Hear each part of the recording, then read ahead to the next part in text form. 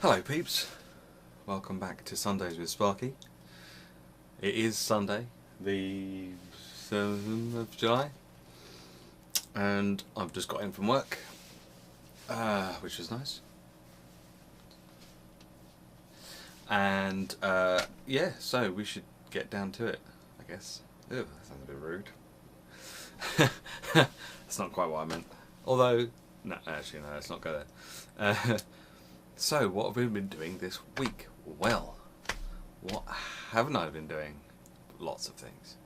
But it's probably easier to just tell you what I have been doing. I've been working a lot, and I will be working a lot next week as well. Which is okay, because it means more money. It just means less time to make videos. So I've been kind of trying to render as much stuff that I've already got and edited as possible, so that in case of emergency I've got something I can upload. Okay, let's start with games. What have I been doing? Well, I've played a bit more Bioshock to record, and a bit of Dust to record, which you may have seen one or two of that already. I've got to record some more XCOM, so I'll probably be doing that in the next day or two, probably. And as well as Game Dev Tycoon, I haven't recorded any of that for weeks. So I should probably do that really, shouldn't I? Oh well. But what I have been playing is a game called Rage. Similar sort of thing to Borderlands and also Fallout. If you've ever played like Fallout 3 or Fallout New Vegas.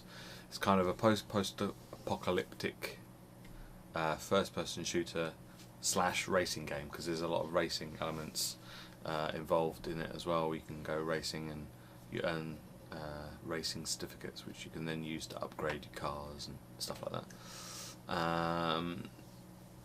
And it's pretty fun. It's not bad. I'm playing it through on normal, and it's fairly easy. The only problem I'm having is getting hold of money. As soon as I get it, I sort of buy ammunition for and stuff for my car and myself, and then I'm finding I've run out of money. So there's a few like gambling mini games in the main cities.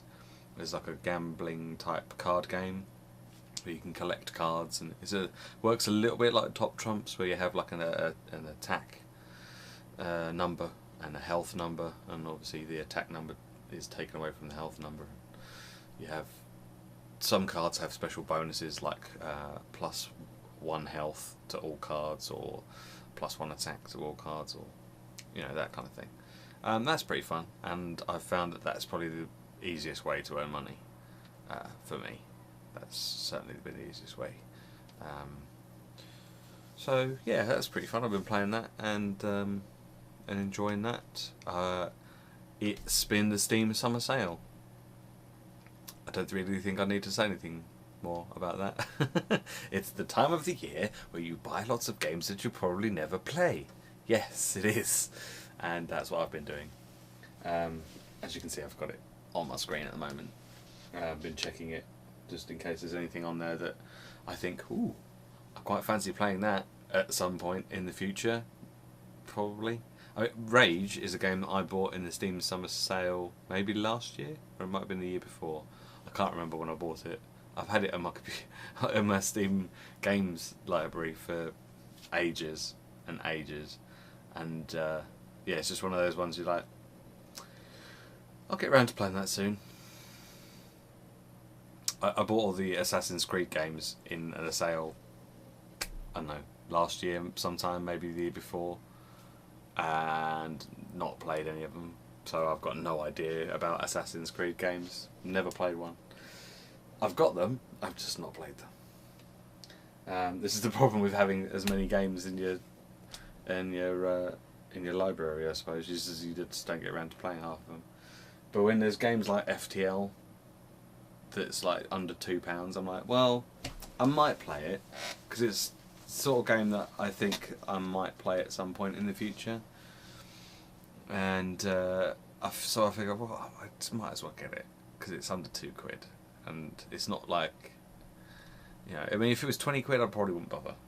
And a lot of games, like the new Devil May Cry game, I've played some of the old ones on the PS2 when they first came out, and I quite enjoyed them.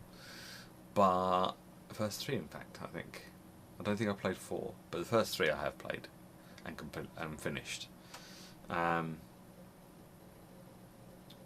yeah, I'm not going to buy it because it's, even though it's in the sale, it's still 15 quid, and I'm like, well, there's no point in me buying it for 15 quid unless I really want to play it. You know, if it's a game that I really want to play, then I might get it. But I'm not going to bother with that one for the moment, not until it comes down in price. I was quite surprised to see that Borderlands 2 and the Season Pass had come down in price. That was quite cool. And the Skyrim with all the DLC, that has come down. So that's fairly reasonable price as well now. What else did I get? Do you know what? I can't even remember half the games that I even bought on the Steam sale. I got Trials Evolution the other day because that looks quite fun. I just kind of need some people to play it with, because I think that would probably be more interesting playing at that with other people. But yeah, as far as games, that's kind of it for the moment. Oh yeah, 2 things. I've stopped playing World of Warcraft again now. Yeah, that was a few weeks ago now. I think I cancelled my subscription. I just found that I was in the same place I was in last time, where it was boring and there was nothing to do. And the server that I was on was pretty dead. And there was the problem with the only problem with like guild leveling and guild reputation is that once someone's in a guild and they've got all those perks of being in like a level 25 guild, and they've got the exalted reputation, they don't really want to leave that guild to join another one and then do that all over again, especially if that other guild is not level 25. Which sucks. It really does. Because when I was a guild master leveling, trying to get my guild up at the beginning of Cataclysm, trying to get people to join the guild was a real hardship.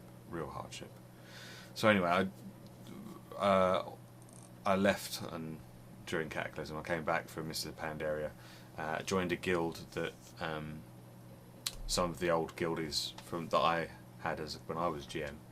I joined the guild that they'd gone to.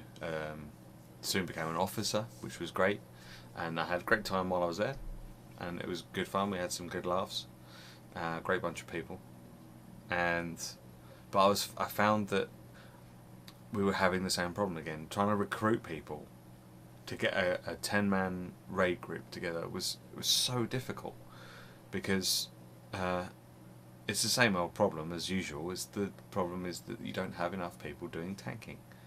I ended up playing my rogue, which I've been playing all through Cataclysm, and I've done all sorts of achievements and stuff on him. I ended up dropping him so that I could level a healer, so that we actually had an extra healer, so that we had possibly enough healers to go raiding, so that the only problem was tanks. And just trying to find reliable people to fill certain roles so that we could actually go and do a guild raid was virtually impossible.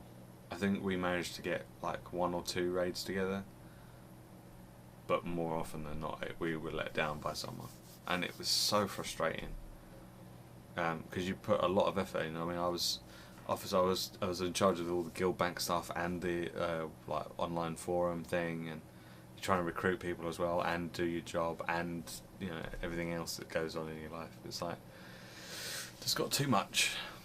It's got too much, and the gameplay was not fun anymore, because you know, once you've done the dailies like a few times and you've got your reputations that you want, and you've done Raid Finder a whole bunch of times, it's like, now what? Play an alt? No thanks.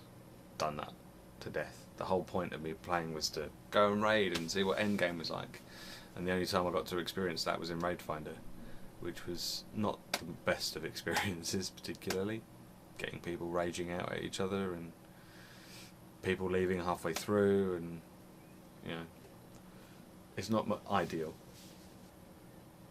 So anyway, yeah, I got bored of the game again, and so I quit because I didn't see the point in paying money for a game that I wasn't playing. I was playing other things instead, like Borderlands, or Borderlands 2, I should say. So what else? Oh yeah, I've been playing a little bit of Minecraft again. Feed the Beast. Just trying to work out what that's all about, really, because I played a little bit of Tekkit before, but I kind of left everything, all the technical side of stuff, to Evo. I was just like, you do that because you know how to do it and how it works. But this time I've kind of made a bit more of an effort to try and actually work out what I'm supposed to be doing with it. So me and Evo, we've jumped on a server with some old World of Warcraft friends of mine, actually, and yeah, it's quite fun. We've got some bees, doing some bee stuff with the apiaries, and getting the honey and putting the long pipes into a big iron tank thing, and breeding the bees and the trees and stuff, and so that's quite fun. But yeah, I'm not playing that all the time, because yeah, it would just do my head in, I think, if I did that all the time. And we're doing it completely legit as well, so if we don't have the materials for something, we can't make it until we've gone out and found the materials and brought them back, and which is a pain in the arse.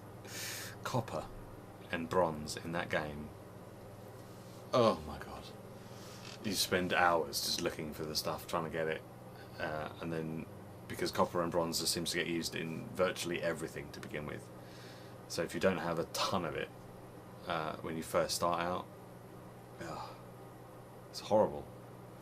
Anyway, so yeah, gaming wise, that's what I've done. Film wise, I went to see Now You See Me at cinema, which was great. I really enjoyed it. I probably enjoyed it more than Pacific Rim, and I definitely enjoyed it more than Man of Steel. Definitely more than Man of Steel. It's, if you don't know what it's about 4 illusionists slash magicians slash hypnotists type entertainer people who get brought together to form a team of super awesome. These are like street performer type entertainers, not actual magicians that throw fireballs or whatever.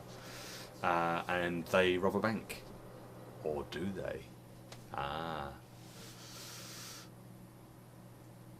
So yeah, it was really good, and it's got Mark Ruffalo and Woody Harrelson and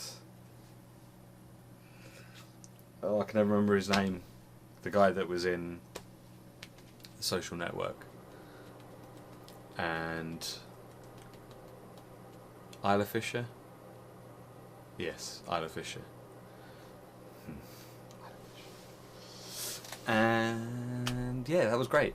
And I think next week I'm going to go and see World's End, Simon Pegg and Nick Frost, because it's Simon Pegg and Nick Frost, and I have to go and see it because I've seen Shaun of the Dead and loved it, and I've seen Hot Fuzz and loved it, and it just kind of makes sense for me to go and see this and probably love this as well.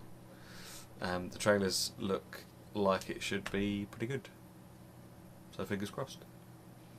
And DVDs.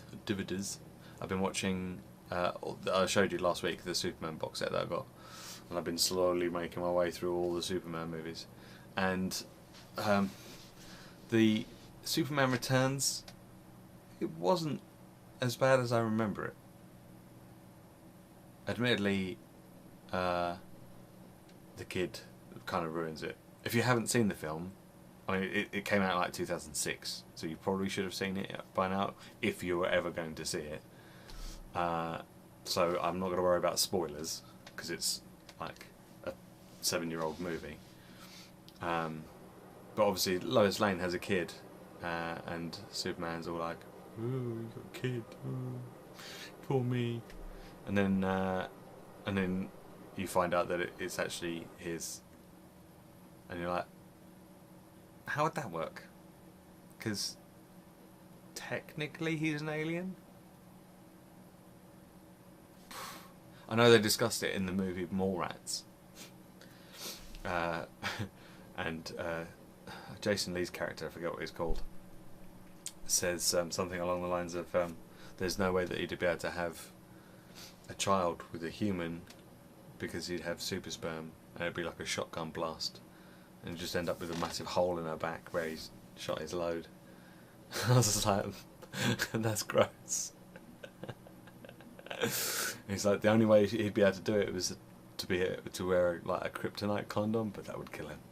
It's like ridiculous. If you haven't seen Mallrats, I suggest you go and see that, because that is a really funny film. Kevin Smith directed, Jane Silent Bob and all that kind of stuff. Brilliant. So yeah, I couldn't understand. Yeah, it's a bit, I don't know. I mean, maybe I've not read any of the Superman comics, so maybe at some point in the comics he has a kid. I don't know. But I mean, that's quite a big thing. If he's never had a kid in the comics, then maybe they shouldn't have done that. But I thought Kevin Spacey as Lex Luthor was quite good. I mean, it's a follow-on from... Oh, it's supposed to be a follow-on from Superman 4, A Quest for Peace. Which was a little silly, with Nuclear Man. The fight on the moon was silly, and the fact that in Superman 1, he turns back time by flying really fast around the Earth, so that it eventually stops and then starts going back the other way. And apparently that is how you reverse time.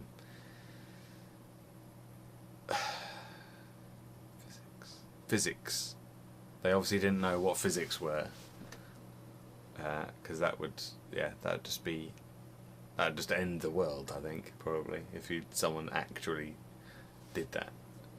And then in Superman 4, while Nuclear Man has he kidnaps this woman from the Daily Planet and flies her into space, because I don't know why he does that. It didn't seem to make any sense. There was no real reason as to why he would do that, because he's just buried Superman on the moon. Superman comes out of the moon, he climbs out of the hole that he's been put in. He puts the American flag back up that's been knocked over, which is rigid because obviously there's no air in space. Even though his cape flaps around in the breeze as he's flying, and his hair. So yeah, he flies around and realizes that Nuclear Man is coming back out from the Earth, and Nuclear Man's strength comes from the sun. So if you block out the sun, he won't get his power. So Superman moves the moon in front of the sun, causing an eclipse of the sun, which makes Nuclear Man just go, oh. Dropping the woman in space. Superman picks her up and takes her back to the Daily Planet, and she's perfectly fine. Yep, and everyone is perfectly fine. I was like, come on now. She's just been in space with no breathing equipment at all. She should be dead. Her eyes should have popped out of her skull. Everything should just be leaking. She should be or something. She should look like Arnold Schwarzenegger did in Total Recall when he's on the surface of the Mars. He's like, the eyes. That's what she should have been like. And was she? No. Hardly a hair out of place. Not to mention the fact that she came out of and then re-entered the atmosphere with nothing to protect her. Yeah. And not only that, but obviously the fact that he moved the moon may have had some kind of catastrophic reaction on Earth as to tides, and it may have ended up causing tsunamis, all sorts of horrible devastation.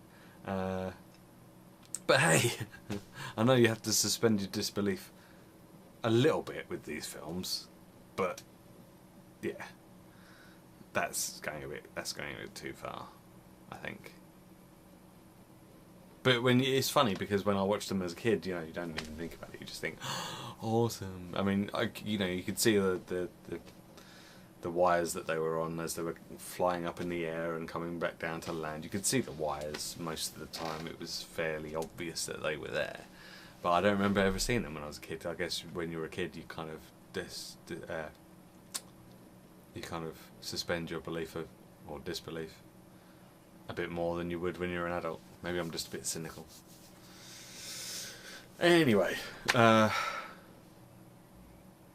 I'm not sure what I'm going to be watching this week. I've got a whole bunch of YouTube videos to catch up on from various different people.